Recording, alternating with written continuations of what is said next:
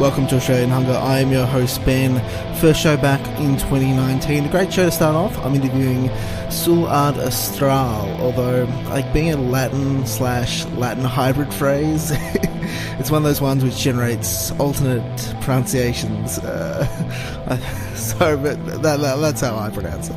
So yeah, I had a good break. I came back a little later than I had hoped, because it's hard to come back from a break and get into some productive work, but regardless, I'm back. And before I get into the interview, I kind of want to just do a little bit of reflecting on what the year ahead has to bring. Like, I kind of wish I could say, like, oh, I've got such exciting things I'm going to do. And if I had resources, infinite resources, and the kind of audience that might allow me to do some more extravagant things, I'd definitely be interested in. If I could do paddles of a bunch of metal musicians from various bands, that'd be awesome, but that's not really going to happen. And I could put it on my list, but I don't think that's particularly helpful to put on things that won't happen. But what I'm actually interested in doing is hopefully just producing this show, making it maybe a little bit better in the small ways that I can, working on being a better interviewer. I think obviously anyone has rooms to improve in anything they do. And hopefully I'll be working on that. Maybe learn a little bit more about producing the show, maybe tighten up some of the production a bit. Ideally, I'd want to, one of the key things I'd want to work on would be to get like a slightly better quality of the audio recording when I'm talking to the guests. But, but with all the benefits of modern communication, one of the things we haven't necessarily gotten is incredibly good audio quality. That might be coming in the future, let's hope. But, I'm doing the best with what I can with my limited resources here. But I hope you enjoy the show, and if you have, I think you'll continue to enjoy the show. I've already got a lot of good guests lined up, some already recorded, and I'm looking forward to seeing what the musical landscape has ahead and tackling it with all the might I can. So, without further ado, my first interview of the year with Astral, Stephen Fortune and Michael Rumple. Stephen lives in New Zealand, Michael lives in the United States, and they were kind enough to set up a little bit of time in the limited window we have where our calendars all align in reasonable non-sleeping time, and we managed to talk about the latest album, Oasis. So the song they played during the middle of the interview is Pennies Down the Infinity Well, and the one I play at the end is Oasis. This is Stephen Fortune and Michael Rumple from Astral.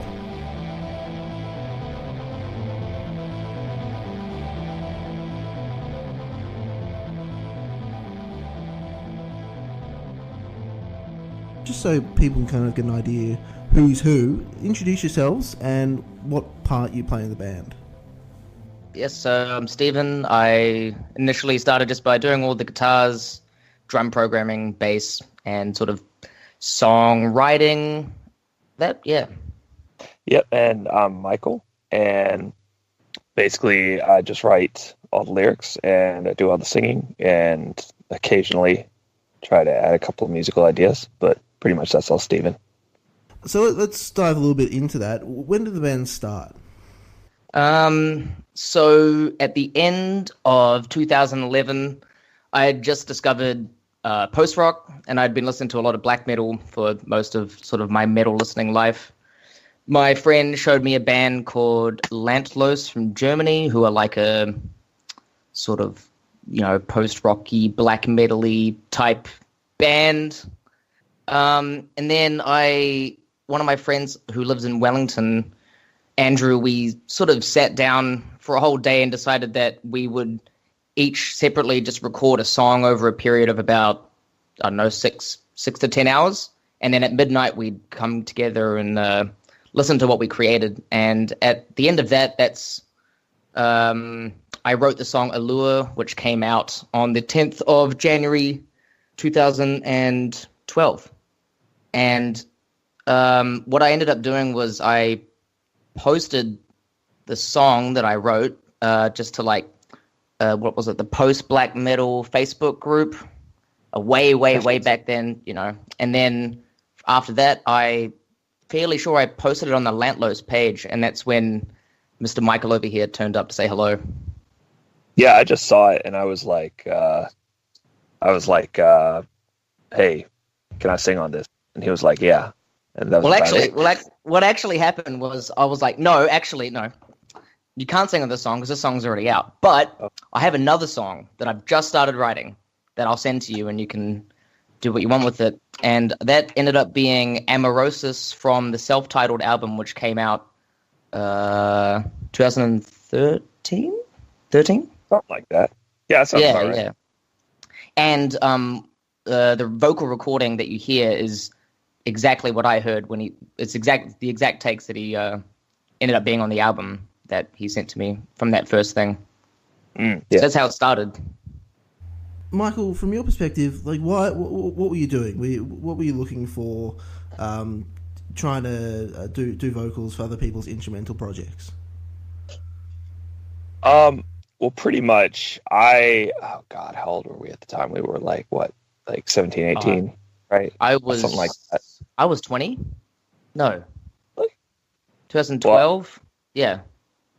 Well, I was like probably 18, and I was just coming out of my first band that I was in high school, which was like a prog metal band. I'm out here in North Carolina in the United States, and but I was most interested in doing something with black metal more than anything else, especially at the time. And basically, I was really into like Alcest and Agalloch and Lantlos and stuff like that, which I still am, of course.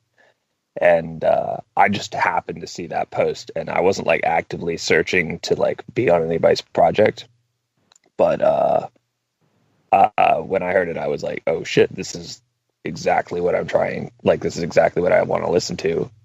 And there's no vocals on it, and all I can do is sing. So, and I just got this mic. So let me just try to do some recording and see how it is and see if I can kind of be a part of this. And fortunately, Steven was kind enough to be like, yeah, man, give it a shot. And, now we're here. What is this, like 6-7 years later, and we have a third record out. So I'm pretty stoked on it.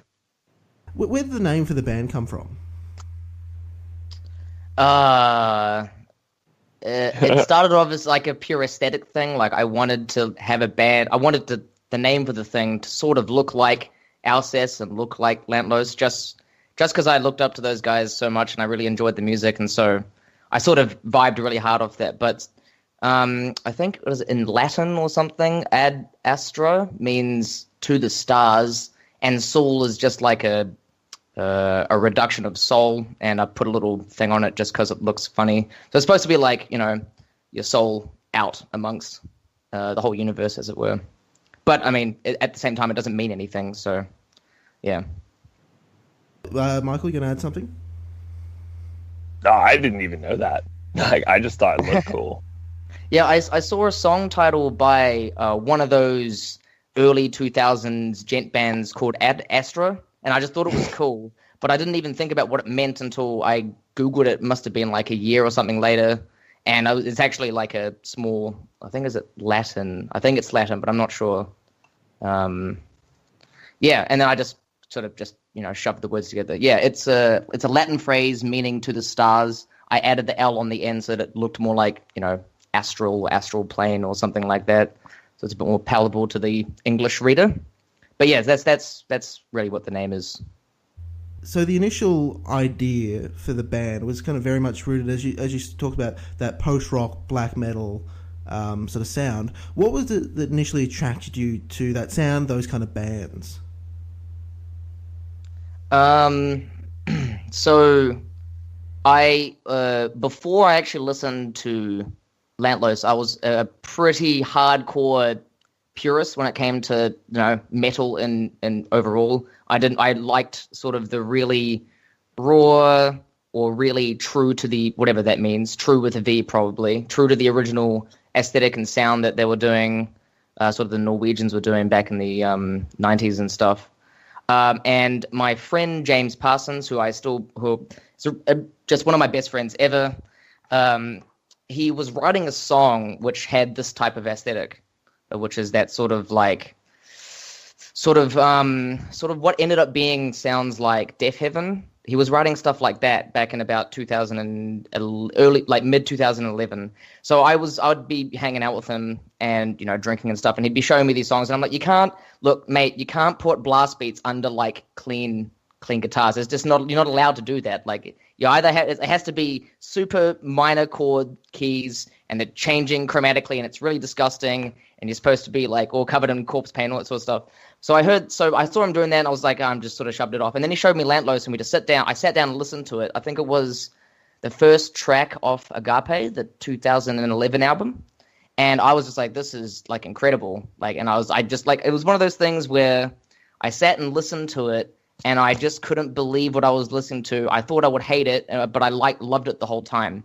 And at that same time, I had discovered for the first time bands like Sigur Rós, Explosions in the Sky, what was the other one? Godspeed You Black Emperor, who I actually ended up seeing Explosions in the Sky just before doing this recording, like a couple of days before doing this recording.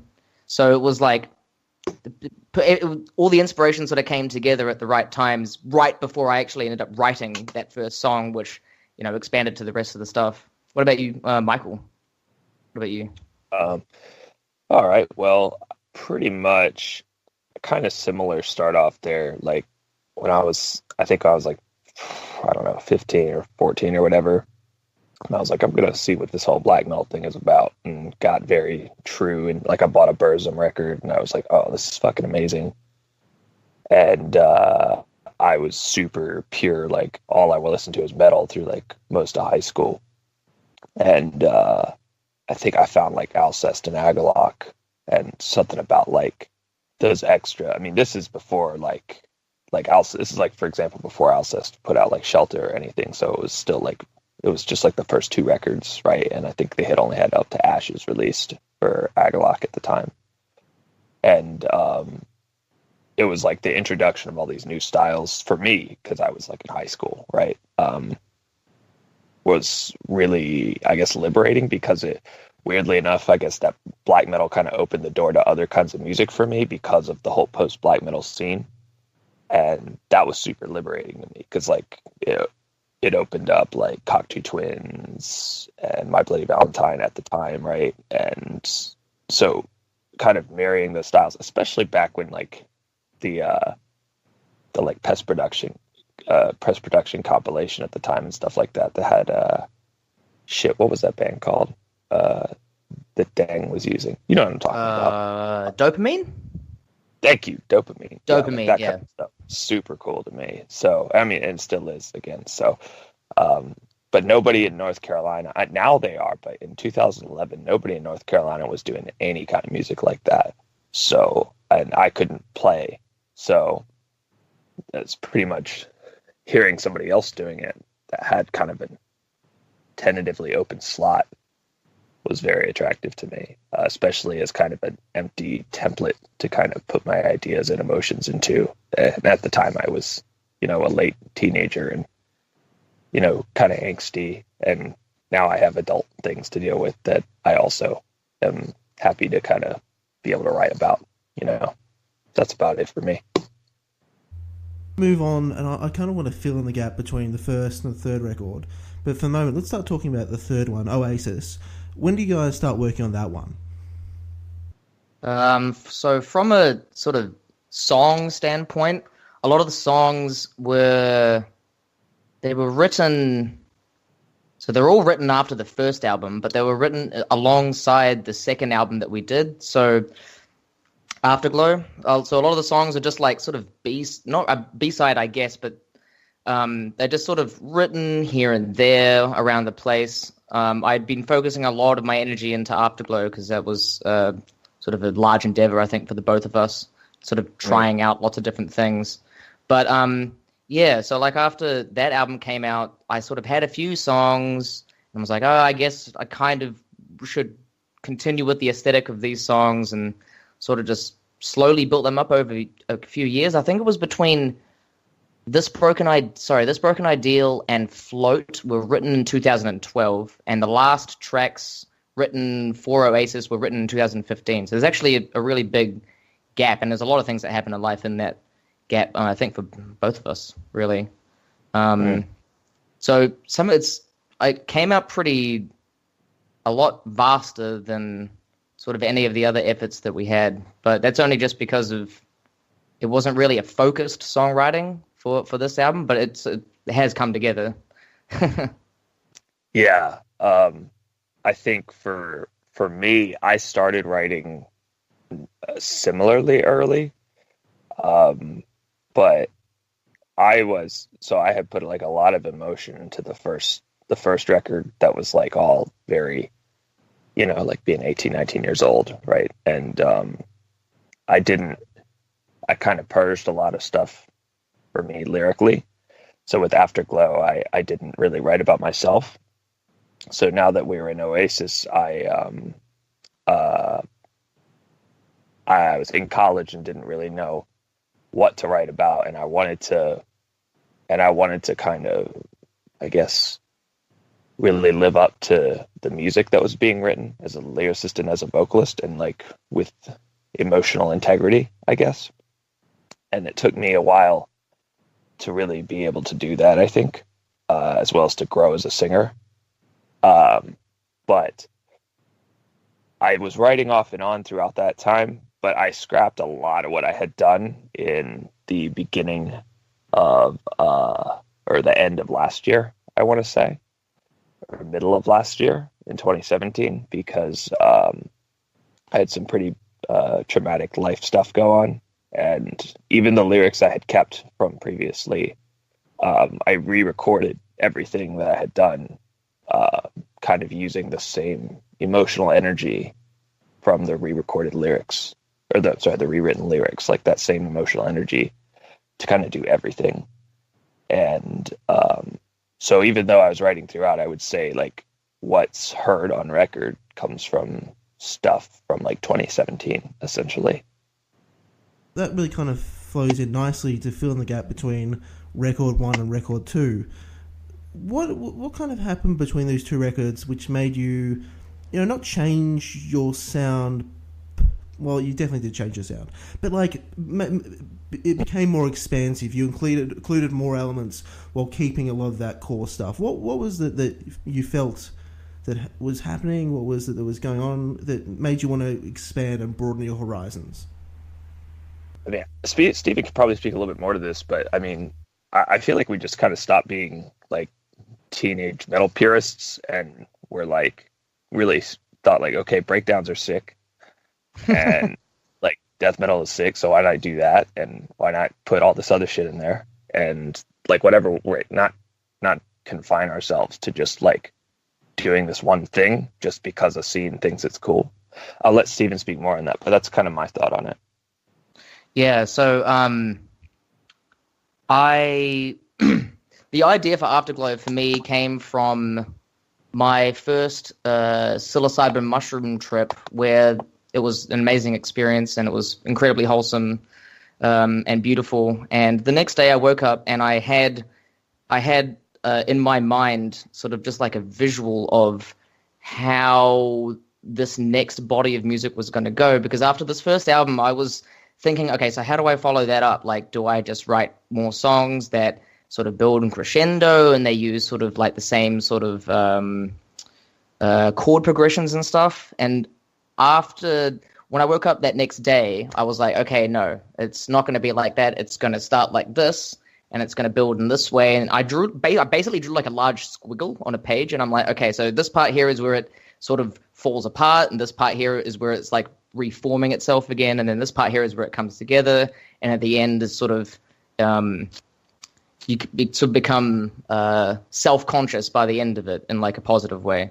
And so like I endeavored, basically I just sat down and wrote sort of the first 20 minutes on that day. The next day I just sat down and just played guitar for most of that day because it was a Saturday, and then I just started bouncing the ideas off Michael, and then that's just sort of how it came about, really. And we sort of, for me, I didn't really. In terms of the sound, it was just like from start to finish, apart from one song, which was Dozing in the Riptide, which I had already written. The rest of the song I wrote basically from start up until where Dozing Tide would come in and then continued on afterwards. So it was a very linear songwriting experience for me, which I've never actually done like that at that point in time before. And so, again, large amount of experimentation because of the just pretty much what Michael said earlier. In terms of like the way you actually write music, what does that process look like for you, Stephen? Mostly, it starts off with just like having the guitar in my hand and doodling. It could be, I just could be sitting in my room or sitting like out in the sun outside my house, listening to the birds sing. Could be. And then, like, after that, I'll come up with something that I just like, and I'll just go into my, recording digital audio workstation, sit down and just put it down, put some drums to it, and then see what the bass wants to do within it, or what it can do, or what it can't do, or shouldn't do, and sort of just, like, build it up. So for all of the songs that I was writing at that time, so alongside Afterglow, it would have been This Broken Ideal and Float. I had that sort of right from how would I want the listener to hear the song start, what I want them to experience throughout the journey of it, and how do I want it to finish, and where do I want the moments of intensity or the moments of silence or solemnness. Whereabouts in those songs do I want those feelings to be portrayed within the aesthetic that we have. And it's different for every song because each song has a different, at this point in time, each song I feel has quite a different personality to each other, which I think is quite, on Oasis, it ends up being quite sort of clear. With the variety of the music, is that you...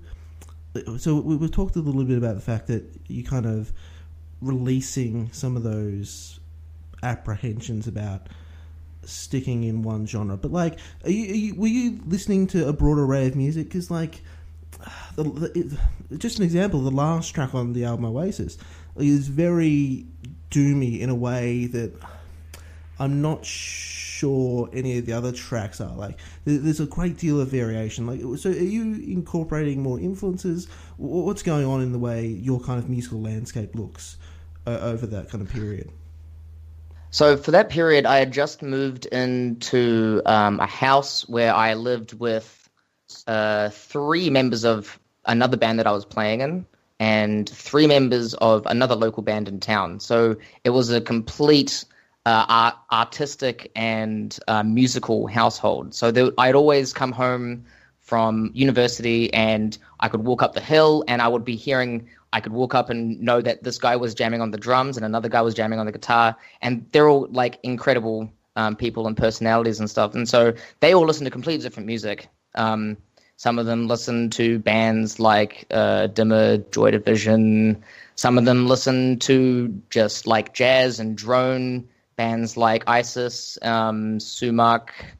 And then other guys listens to straight death metal. He only listens to slam. He only listens to, Disentomb, New Zealand's Dawn of Azazel, New Zealand's Ulcerate, Suffocation. Listens to that. Another guy I lived with also listened to almost exclusively to 90s death metal and 90s black metal. That was just his entire jam.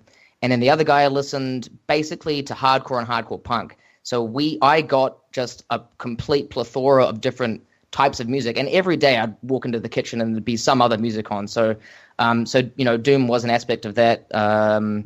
I fundamentally, my favorite band is Meshuggah, so I have a guitar that's in their tuning most of the time, and that's the same guitar that I use for writing the stuff for Soul. So a lot of the super low notes that you hear are only just because of the tool that I use to write the music, which has a low E in it, which is it's quite hefty. it's really you can feel it in your guts, I reckon, if you were to hear it live. Michael, talk a little bit about where you come into the process and how you kind of approach that. Well, pretty much like when I come in, Steven's pretty much done with the song. We kind of have a working relationship where very early on we realized we really liked what each other was doing. So I don't think we often comment on, or I shouldn't say comment, but we don't often try to imply how the others should do their work or alter their work, but rather end up enjoying each other's work and just want to see what the other person does with the process. So once he's pretty much finished with the track, it's going to be a good song when I think feels it's finished. And I just kind of he just sends it to me on Dropbox, and I just download it, and I just end up like just listening to it a lot and sitting with it. And very, very occasionally, probably hopefully more in the future, but we'll see. I'll add a little bit of synth or something just if I feel like it's going to help with my vocal ideas. But I basically just try to think of melodies or lyrics. Lyrics are really hard. It sucks that I'm like a singer and I can't really do anything else because lyrics are really hard for me. But you got to do them. So pretty much just whatever is I guess bothering me in my general life, which could be at this point anything. It could be political, it could be personal. We'll just go straight into the lyrics, and then I'll try to obscure it a little bit. And then I just grab my mic and I just track everything, and we just try to get it mixed and go. But I think the most important thing for me is to be, I think I mentioned this earlier, to be kind of have some sort of integrity, like emotional integrity, even if I'm not writing inherently about myself like an Afterglow, that the emotion behind the performance feels genuine and is genuine, because I feel that does the most justice to the work. So as long as I'm doing that, I don't care if I'm screaming or singing or whatever. As long as it feels real, then it feels good to me. Yeah, and one of the things that's just sort of ended up being part of the thing is that I pretty much won't say anything to Michael about what the song is about or the feelings that come across that I want to come across, because it turns out that he actually hits the nail on the head every single time without me having to say anything. There's been a couple of times where I've had an idea for the concept of the song, like The Clenching Void is a song title that I had for a song off the first album that I said I'd like the song to be about, to have this title, but you can do anything with it really. And so sometimes most of the song titles that I have are sort of the idea that I had at that point in time, but I'm okay with letting that go to support Michael's performance and the lyrics and stuff. Yeah, and interesting. Sorry, I want to add to that. There's actually numerous titles that you've just made a demo title. Oasis was a demo title, and Float was a demo title. And sometimes, like, again, I'm not great at writing lyrics, or it's hard for me to think of them. So, like, Oasis now has very personal meaning to me. Float, like, a lot of the themes on Oasis had ended up, I didn't even realize it until I was done with it, but there was a lot of themes of like drowning in the like the visuals of the lyrics, right? Or you know what I mean? But I'll like take one of his demo titles and be like, okay, well, let me use this word, and okay, this is like, let me just say this is the title, even though it's just an aesthetic choice he made, and write around that, and end up making it personal to myself. So, yeah, that was pretty much that. You can continue. Yeah, I think it's worked out really well at this point in time. I actually I'm writing a lot of lyrics for the band that I'm playing locally live in now, and I kind of, based on what Michael's just said, because we haven't really discussed this at this point, but I think I might have to help out a little bit by providing some sentences, because I've been doing a bit of practice, Michael. So, yeah. Oh, sick. One thing that was really, really interesting, and obviously the musical journey as well, but vocally sort of experiencing your development, Michael, especially from 1 to 2, but also to 3. Talk a little bit about what that process has been for you. Is it something you've been working on? I assume, obviously. But, what's been going on over the last, 6 or so years that sort of got you to the place where you are on Oasis? Well, I'm pretty much never 100% satisfied with myself as a singer. I'm I think more so in the past couple of years. I mean, I always say that though, because I'm even if I say that, I'm still trying to get a little bit better.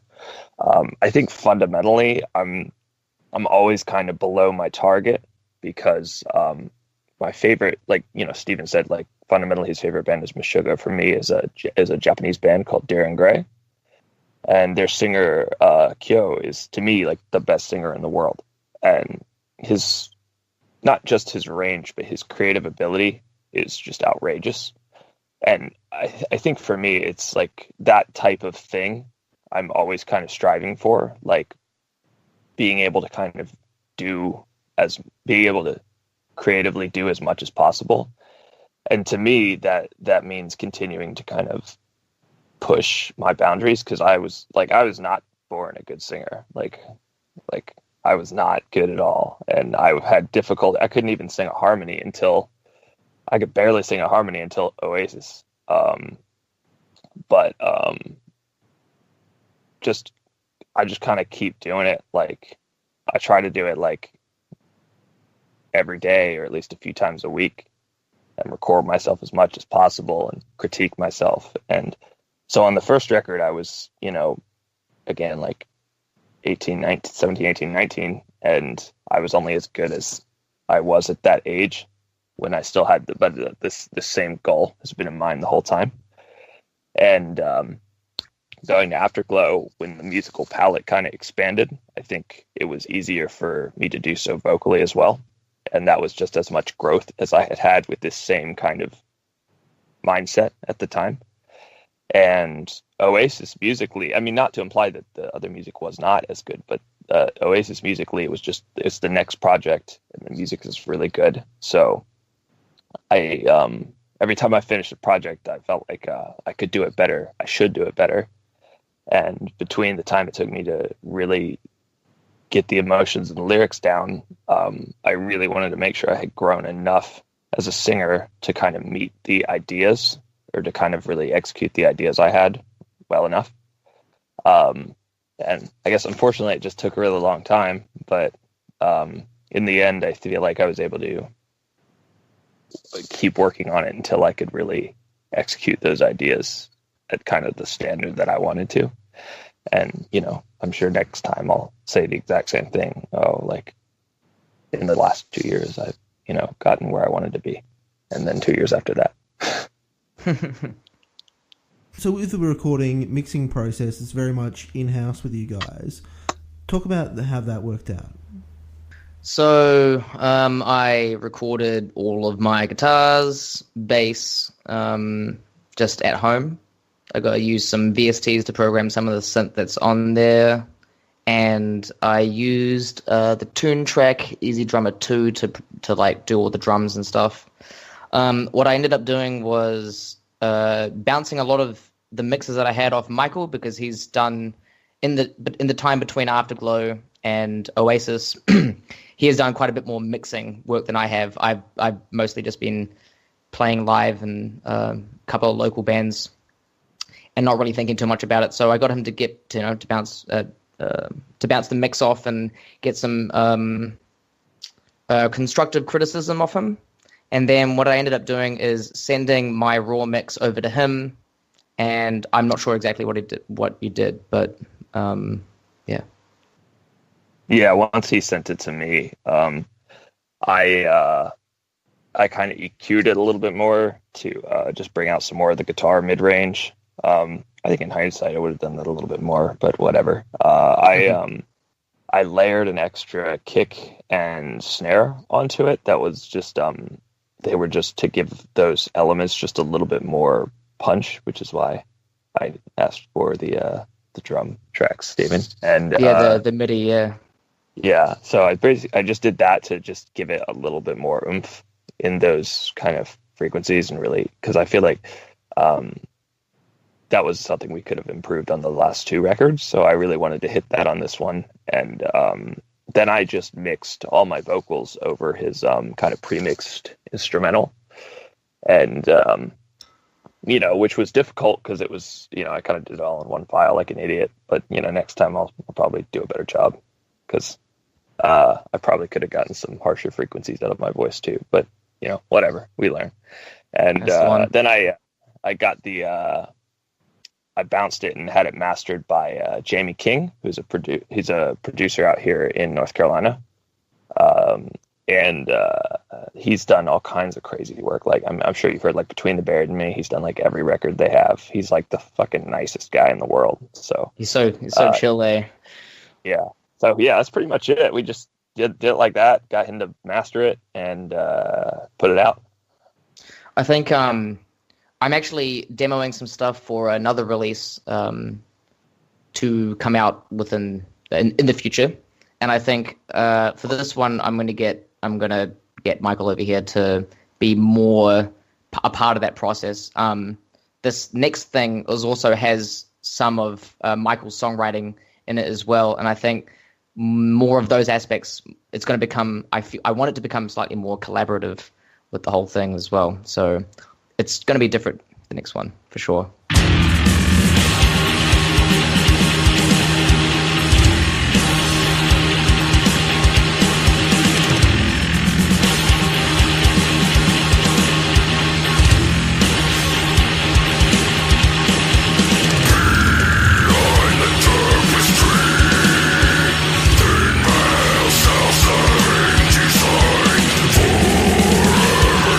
Conscious spiral is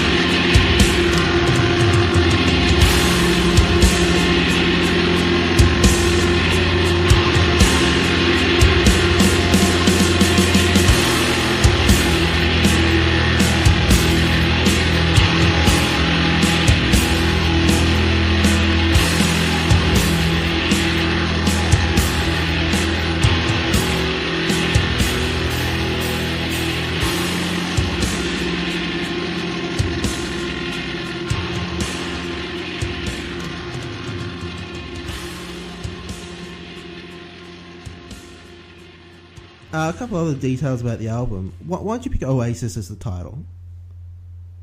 I mean, it Michael? sounded sick. Yeah. I think Steven had the idea like years ago to have the album called Oasis, or at least that song. I can't remember. But like, it wasn't like because he's like Oasis means this. He was just like, this sounds sick, and I was like, okay, well, this sounds sick. Like, well, then I say it means this, and he was like, all right, well then that's it. Yeah, easy peasy. What about the artwork? Who'd you get to do that, and what was their brief? You know, I don't actually know what the guy's name is, but basically the label that released it is called Flowing Downward, and they're fucking awesome.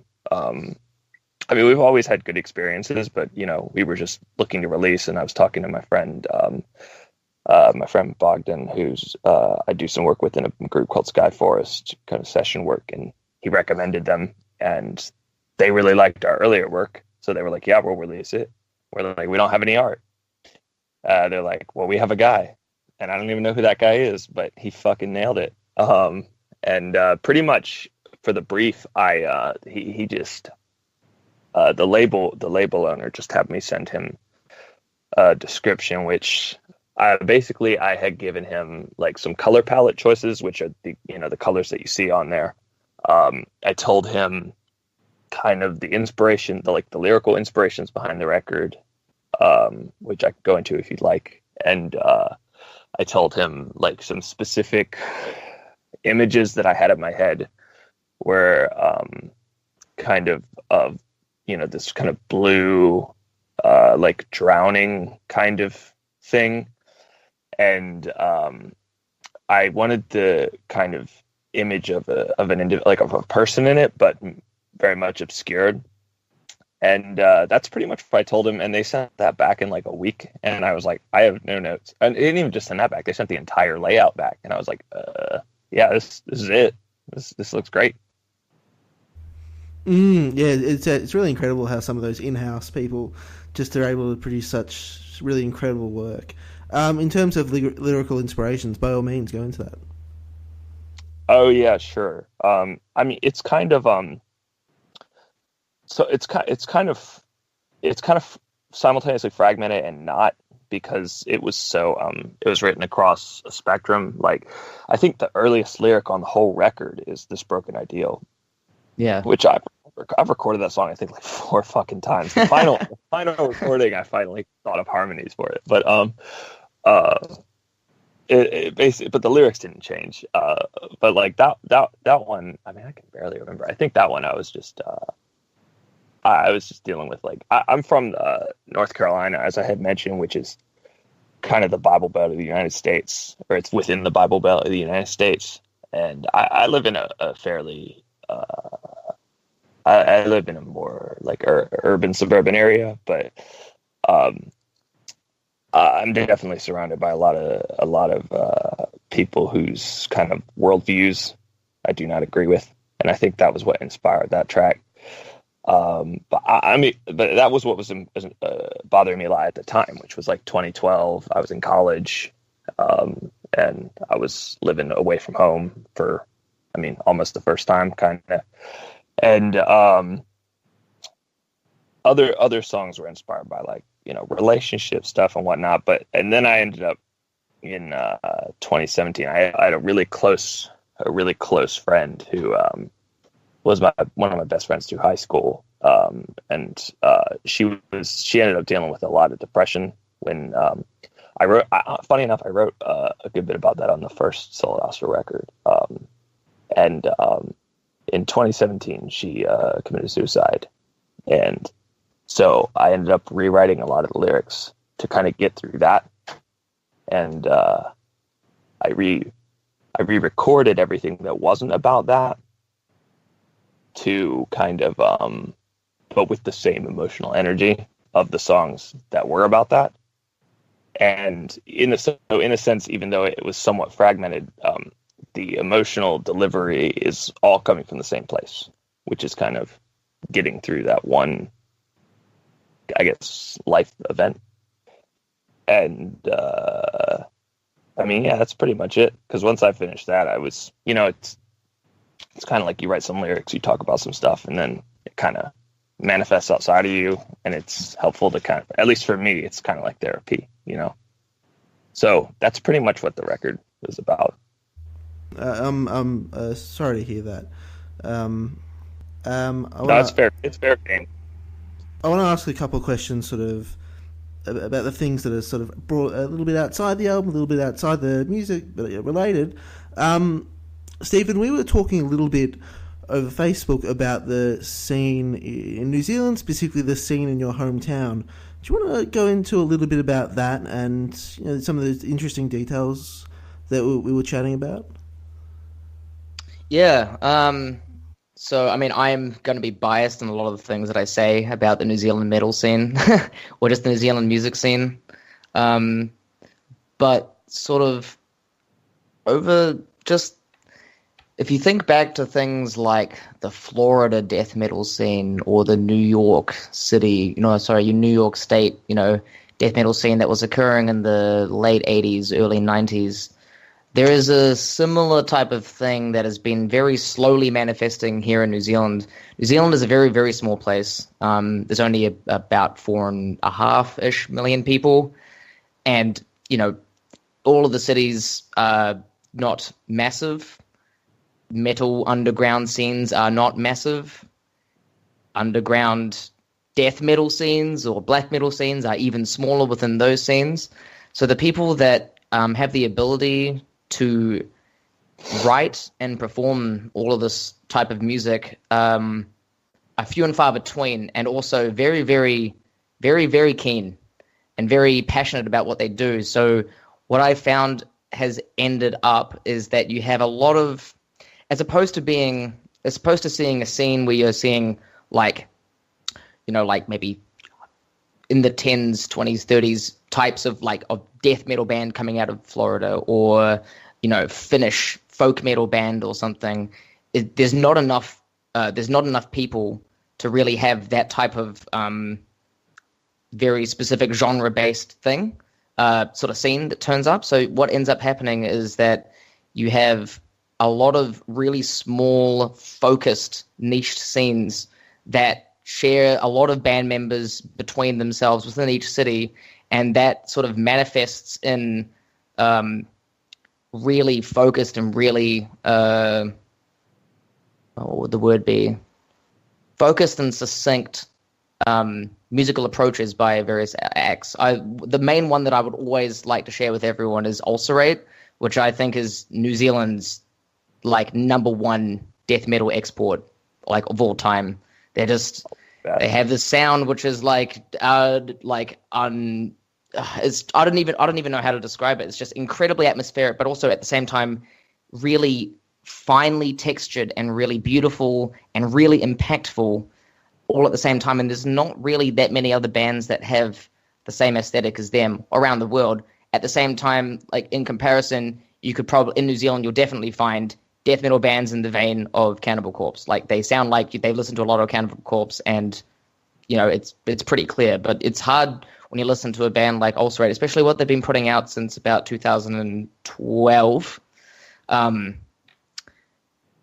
There's you know, that has manifested in, you know, this type of scene has manifested in that, and there are more bands who are still coming out now, still barely scratching the surface of international recognition in New Zealand, within many different genres, sort of doing the same type of thing. And it's just really cool. It's a really cool vibe. I know a lot of the people in it, and I get to talk to them, and they're all just really, really down to earth and really chill. And that's just sort of what we do down here in New Zealand. It's just so cold and depressing, man. Like sometimes in the winter, the sun is barely even out. It's sort of like a mini Finland in that sort of way, where the sun's only out for 4 hours a day or something, especially in wintertime. So you got to do something, and music seems to be a good one, especially death metal and metal. I think New Zealand's definitely one of those. Maybe I'm wrong about this, but I've always thought of Australia as having a scene which produces, like, obviously it's small compared to a lot of other scenes, but produces just a lot of quality albums, Oh, the absolutely. noble ones, and yeah, New Zealand definitely has produced them. I think Shallow Grave interviewed earlier this year.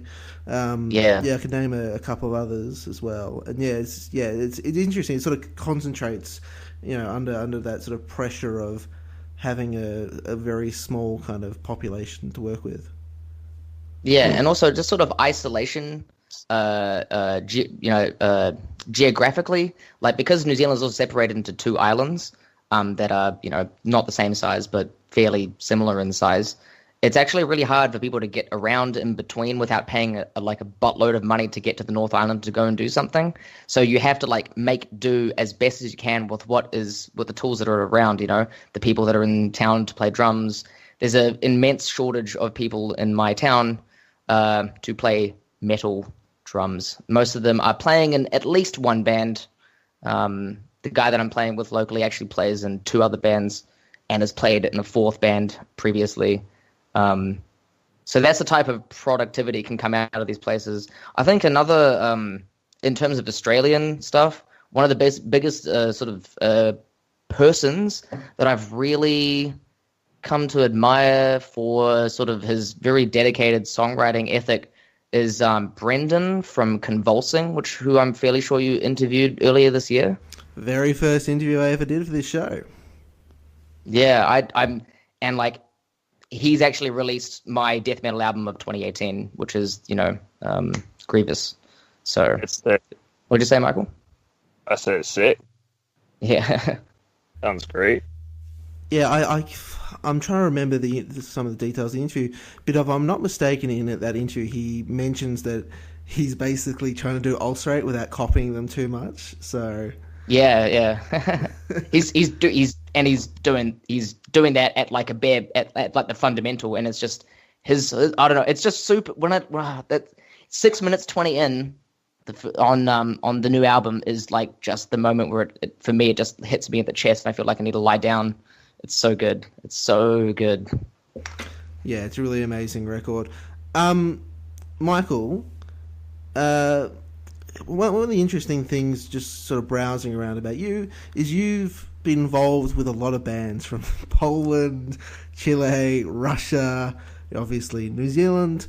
How have you come to be, had parts or be parts of so many different projects from so many different countries?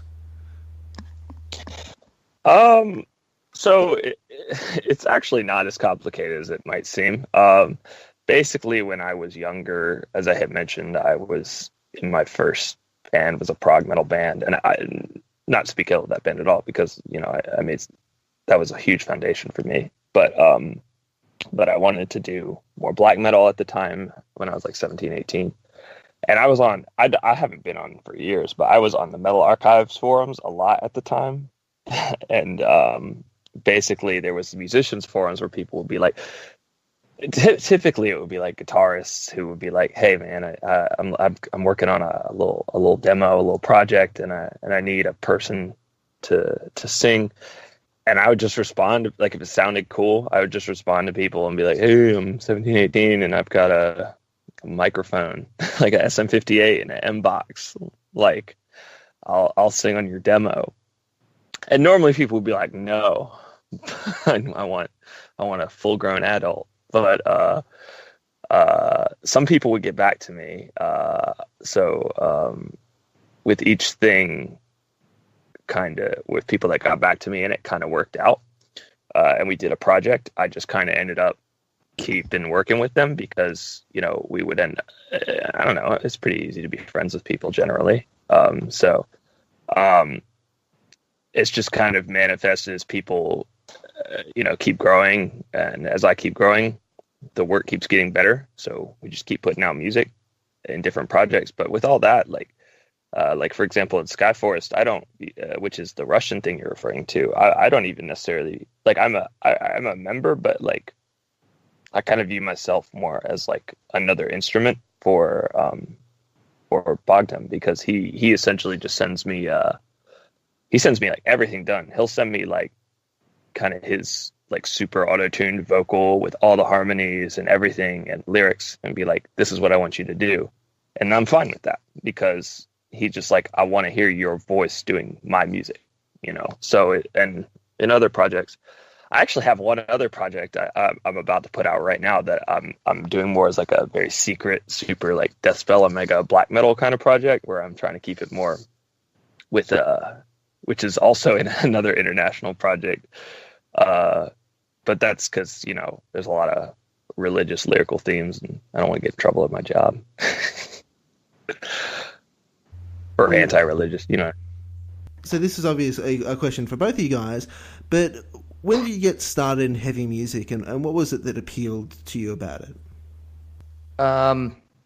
For me, in terms of listening, I think I came back from school one day after having, after being bullied or having some teacher think that I was a piece of shit or something. I came back and I turned on music TV, and Linkin Park was playing, and there was a dude, in the video, I forgot what song it was, but there's like a kid like screaming amongst all this war happening around him and stuff, and everything just explodes and shit. I was like, that's fucking cool. That's... Oh, it's from the inside, baby. That was from the inside. Yeah, that's the one. Yeah, that was like, I got home that day and I just was like glued, and I'm like, there was no, I couldn't, rewind it. I didn't see the name of the band when they started.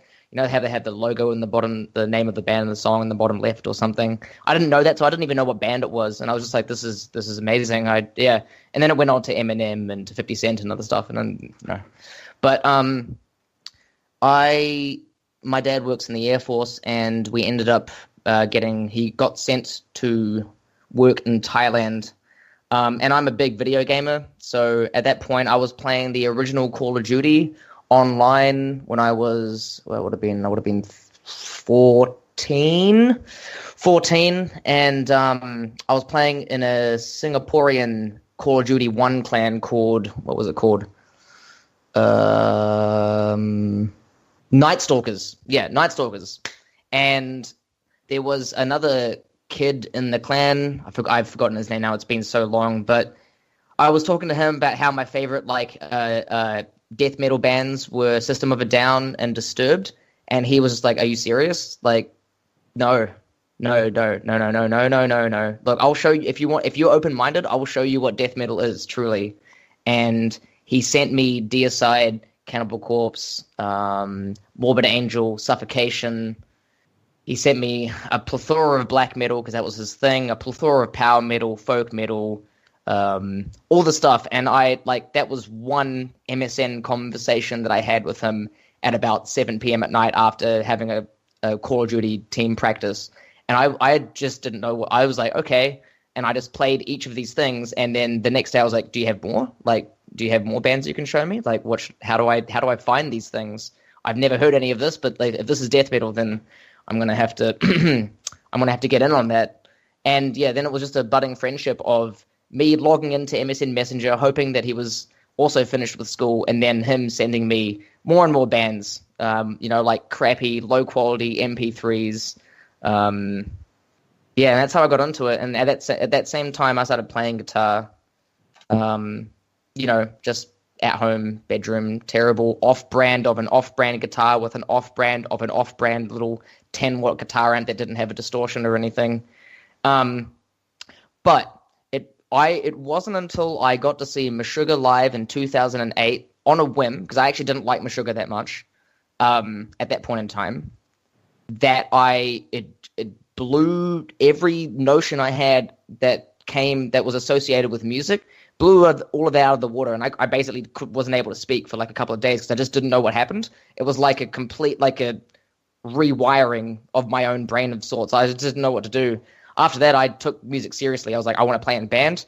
I want to write lyrics. I want to play guitar in bands. I want to spend as much of my free time as possible making metal music. At that point, now I'm delving into other things, but that's how I started. And if it weren't for that one guy in that Singaporean clan and Meshuggah, we wouldn't be having this conversation, and I wouldn't know Michael, which would suck. Yeah, and as for me, funny enough, I also had a similar first experience. My parents didn't really listen to music, and nobody really showed me music. So in my life, with the exception of like, I think the only record that I really listened to until I was in the 8th grade or 7th grade, which I will still stand as one of my top 5 albums of all time, is The Police, Every Breath You Take, the singles, which is a masterpiece. And I was in some class where we had to do something with a CD. I can't even remember what the hell we were doing in like the 8th grade.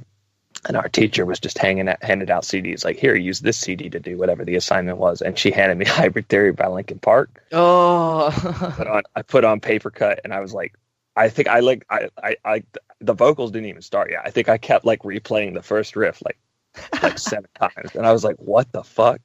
And because I had never heard anything, like, because I didn't listen to the radio, my parents didn't show me anything, and it wasn't even just heavy music. It was just music at all. That was like a switch flipped in my brain from like, I never think about music at all to like, music is now the most important thing in my life from this moment on, which has stayed true.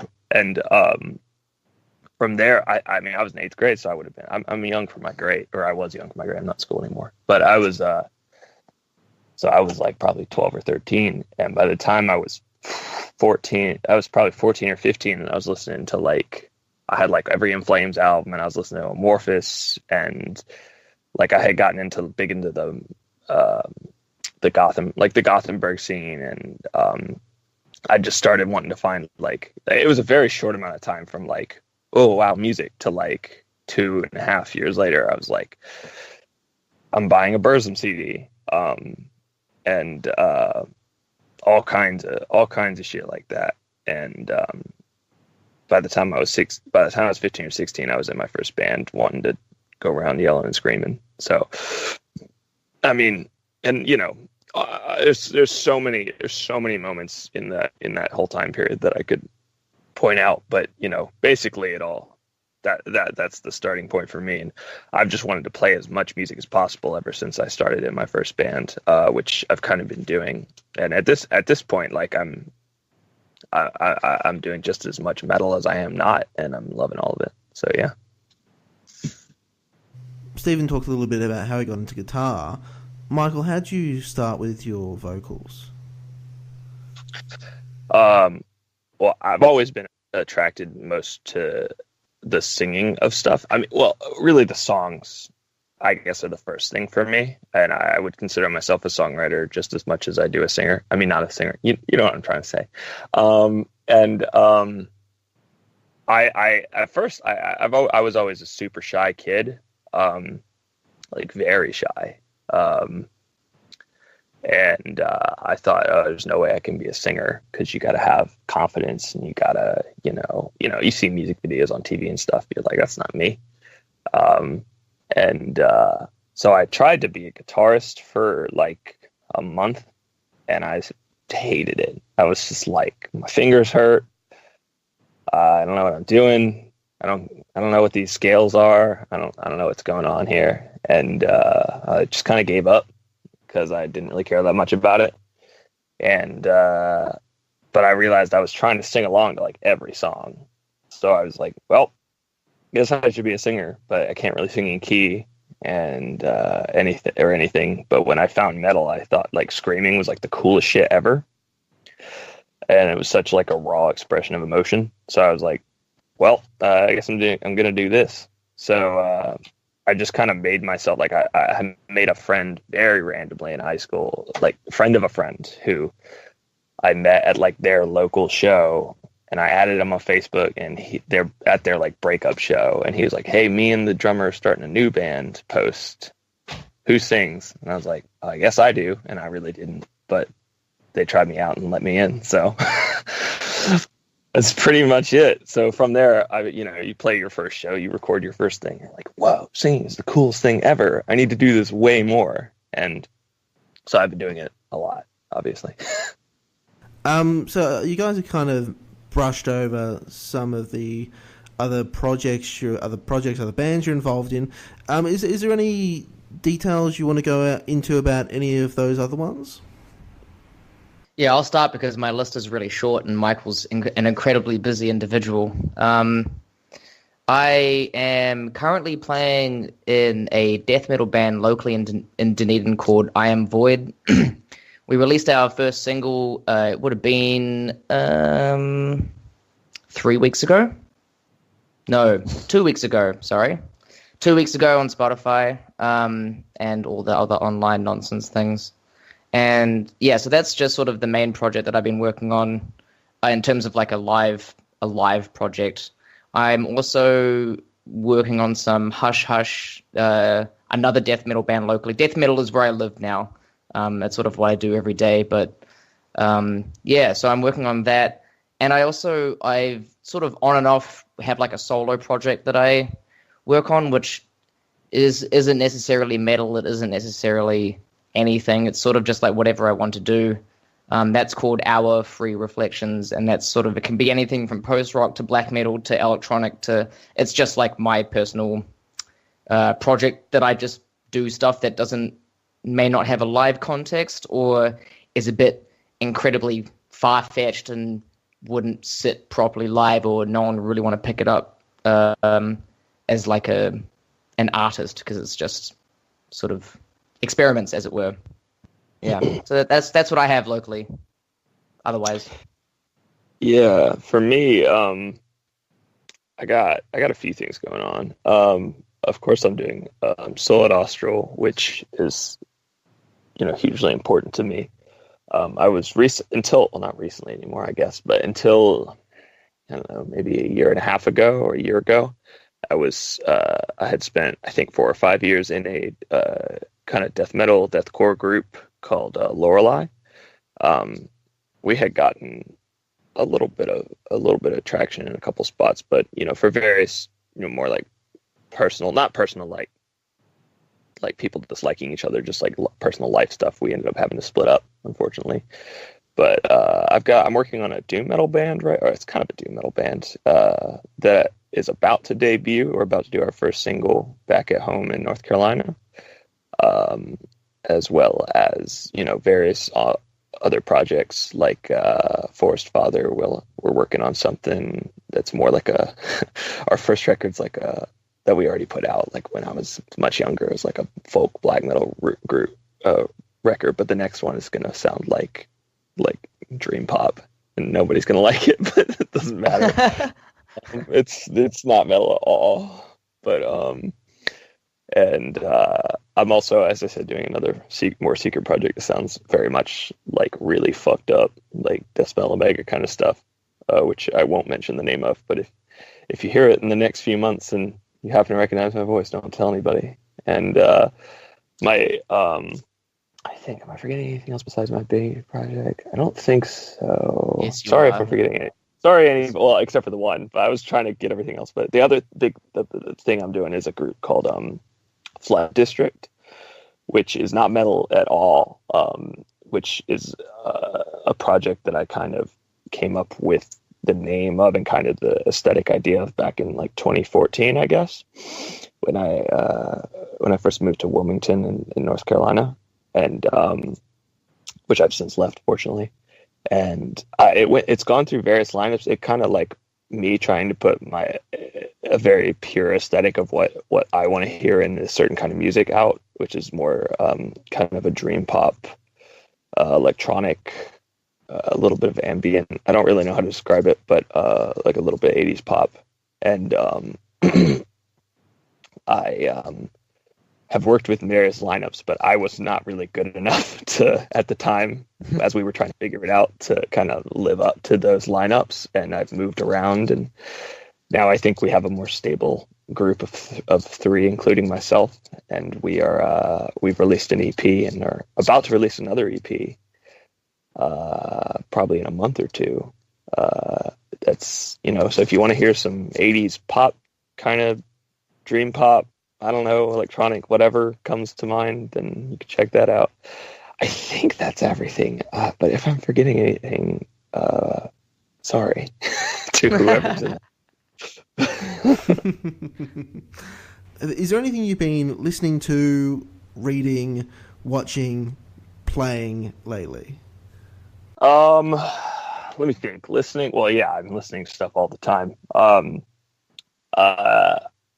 I think my biggest records for the year off the top of my head are going to be the new Jean Grey album, Insulated World. Whenever they put something out, they've never failed. So that. I really love the new George Clanton record, Slide. I love the new Trevor Something record, Ultra Paranoia. I love the new Earl Sweatshirt album, Some Rap Songs. It's really fucking good. New Wonder Tricks Point Never, Age of, as well as I actually discovered, like, I got into Wonder Tricks Point Never. I don't know if you've heard him this year, because I had heard him, but I didn't really get it. But now it's like, I've listened to like nothing but Wonder Tricks Point Never for like, I don't know, like 5 months at this point. It's fucking ridiculous. Like, I just got like Replica on vinyl, and I just got Fall Into Time. And what is the other one? Is it Returnal that I got? I don't know. Oh, and I just bought. I'm on vacation right now in England. I just bought a Future Sounds of London vinyl for Life Forms the other day. That was really sick. As for reading, I don't really read a lot, but the last book I read was a book called House of Leaves, and that shit was fucking awesome. So you should read that if you haven't, whoever's listening to this. And as for playing, so honestly, like almost all of what I've been playing lately is Fortnite, but that's because that's my job. I work at Epic Games, so like pretty much like all I have time to do is Fortnite if I'm not working on music, because I have to do things related to it. So that's pretty much it. Like my whole life has been like Fortnite and music. But like not in a, you know what I mean? In terms of listening to stuff this year, I've been listening to a lot more sort of modern prog stuff.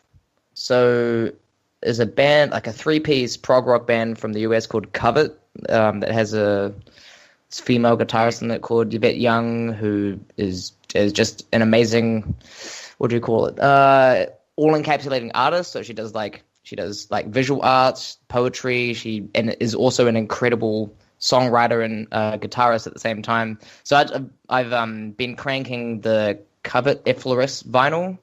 I'm just digging the fuck out of that. Locally, one of my I think I've told you this before, Ben, but my favorite local band, Koizilla, released a full out-length album called Lazy Hazy, and I very much recommend everyone who's listening to listen to Koizilla's music in general, but Lazy Hazy, because it sounds like Dunedin. That's really all I can say, but it's just like this amazing psychedelic surf rock pop indie type stuff, and they're amazing live and just the nicest individuals, and it's just really awesome. Also, there's a band in New Zealand called Tuscoma, and they used to be called Hollywood Fun Downstairs, and they used to be sort of more like sort of noise indie type stuff, but over the years they've slowly transitioned into like this really abrasive but also like palatable black metal, and they've also changed their name to Tuscoma. So that, and in terms of like my pure passion, which is death metal, Hate Eternal's new album is like a freight train of pure intensity with like with a bunch of spikes on the front of it that seem to just like rip everything and just catch everything and just like drag it along for the ride. And it just made me really happy to, one, be a part of like a death metal scene somewhere, but to know that like the old boys can still smash it real hard. Also been listening to a lot of Morbid Angel's album from last year, Kingdoms Disdained. I really like, I just really like that shit so much. Playing, this is going to be hilarious, but I'm a hardcore advocate of PlayerUnknown's Battlegrounds, which is the which is like the other side of the coin to Fortnite. Unfortunately, the Oceanic servers have died, so I haven't been able to play it as much. But that Counter-Strike, I've been playing a lot of Fallout 4, which has actually given me some ideas and sonically for a future album that Michael and I will be working on. Not one that's coming out next year, but one that's a bit further down the line. So yeah, that's what I've been playing and reading. I actually just got a book that I was supposed to bring up with me to Wellington that I left back down in Dunedin. So I'm actually missing the book that I should be reading right now. And I actually haven't started it yet, but a friend recommended it to me. And I read the first, I don't know, 50 words and I was like hooked. But I've been, ended up here without it. So yeah.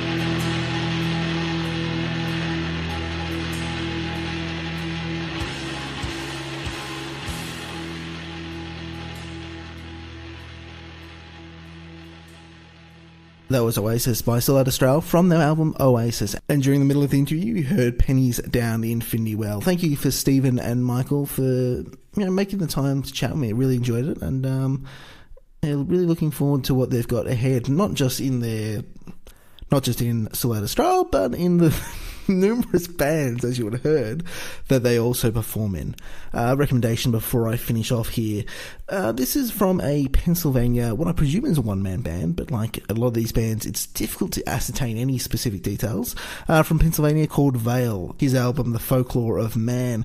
Really, really enjoyable album. A variety of kind of atmospheric black metal stuff and infused post-rock, which is interesting because often, like, you'll hear those two things, they don't often mix in the sort of way you have here, which is a really cool thing to hear. Often you'll have, bands with, like, atmospheric stuff, but not kind of like that odd way that black metal can do atmospheric when it's not specifically post-rock.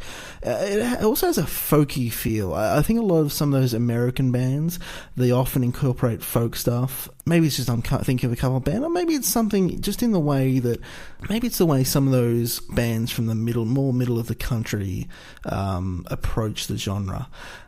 Just one thing I should mention before you listen to the album, the first track is a little bit goofy, and I say that not as an insult. I think the best way to listen to this album would be skip that track. Just skip it, don't listen to it. And listen to the rest of the album, come back to it. That'll give you time to sort of settle into it, and when you've come to that track, hopefully you're a little bit more in the headspace of that atmospheric black metal stuff, which kind of adds to that maybe dark ambient approach with lots of different soundscapes. It kind of, I think up front's a little bit too much, and you might skip the whole album, unfortunately, if you're not settling into it properly. But I think if you come back to it, you'll have a greater appreciation for it. So that's The Folklore of Man by a band called Vale, Vale. That is my first episode of the year. Thank you so much for joining me, and hopefully we have a great year ahead. I hope you had a really good New Year's, and I hope all your resolutions come true. I'm going to work on mine. We'll see how we go. See ya.